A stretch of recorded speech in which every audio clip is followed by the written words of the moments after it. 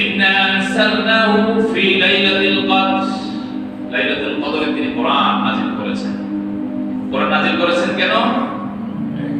কতজনে বলছিলেন না, মানব জাতির হিদায়াতের জন্য। কেন নাযিল করেছেন?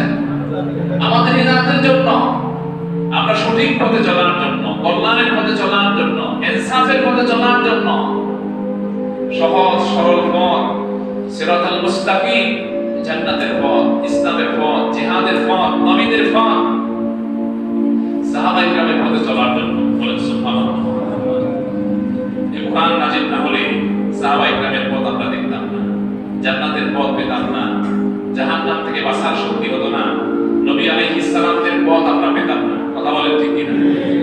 এজন্য লাইলাতুল কদর অত্যন্ত গুরুত্বপূর্ণ, যেখানে আপনার আমার মুক্তি মিলেছে, আমার আপনার নাজাত মিলেছে। এটা গুরুত্বপূর্ণ নয়? ইন্না আনসালনাহু ফি লাইলাতিল কদর, লাইলাতুল কদর খায়রুম মিন আলফি শাহর।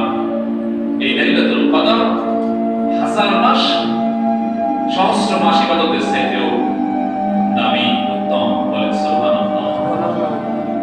আপনি আমি, আমাকে আপনাকে সৃষ্টি করেছেন কে? আল্লাহ। কি জন্য সৃষ্টি করেছেন? ইবাদতের জন্য, গোলামের জন্য, আল্লাহ তাআলার কাছে অতসান হওয়ার জন্য, নিজেকে একেবারে ছোট করে দেওয়ার জন্য। কিন্তু আমাদেরকে যে রস দিয়ে তৈরি করেছেন, আগুন, পানি, বাতাস দিয়ে তৈরি করেছেন, আমাদের ভিতরে যে খায়সাত দিয়েছেন, আমরা কি আল্লাহ তাআলা সঠিক নিজাম অনুযায়ী ইবাদত করি? আমরা অনেক দূরে ইবাদত থেকে, ইসলাম থেকে, দিনিয়াত থেকে। অথচ আমাদের জীবন সীমা একেবারে কম। আমাদের আদি পিতা আদম আলাইহিস সালাম বেঁচেছেন কত বছর? 1000 বছর। সুবহানাল্লাহ বলেন। সুবহানাল্লাহ। 1000 বছর আদি পিতা আদম আলাইহিস সালাম বেঁচেছেন। এরপরে উম্মতের কমতারা অনুযায়ী নূহ আলাইহিস সালামের কওম, আদের কওম, আদ গোষ্ঠী, এদের বয়স 800 বছর, 900 বছর, আরো বেশিও ছিল। হাজার হাজার বছর পর্যন্ত বেঁচেছে এরকম প্রাণীও আছে। আছে কিনা? আছে। কিন্তু আমাদের হায়াত সীমা কম। নবী করিম সাল্লাল্লাহু আলাইহি ওয়াসাল্লাম বান্দার আমলের বিষয়ে যখন আফসোস করলেন, বনী ইসরাঈলের কওমের লোকদের ইবাদতের কথা জানতে পারলেন।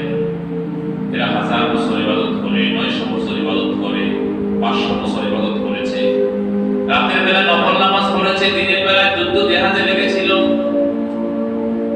অন্যায়ের সাথে জড়িত ছিল না, আমলের বিশাল বলিয়া বিস্তর তাদের কোনো